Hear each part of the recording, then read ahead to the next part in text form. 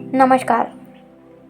नवरात्रीच्या दुसऱ्या दिवशी पूजली जाणारी माता ब्रह्मचारिणी ही तपश्चर्येचं प्रतीक आहे. जपमाळा आणि कमलंडू धारण केलेल्या या देवीचं स्वरूप साधेपणातही अद्वितीय तेजाने झळकते.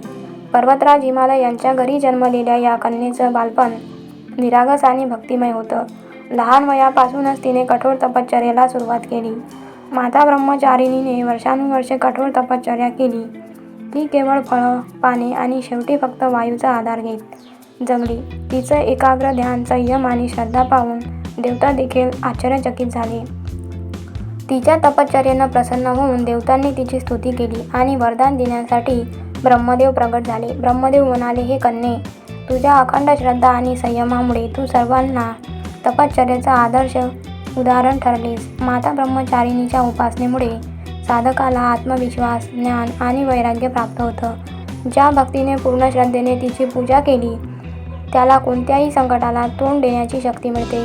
माता ब्रह्मचारिणी आपल्याला शिकवते की संयम, श्रद्धा आणि सातत्यपूर्ण तपश्चर्या यामुळे यश आणि शांती मिळते. चला या दिवशी आपण सर्व माता ब्रह्मचारिणी आपलं मन अर्पण करून तिचं स्मरण करूया.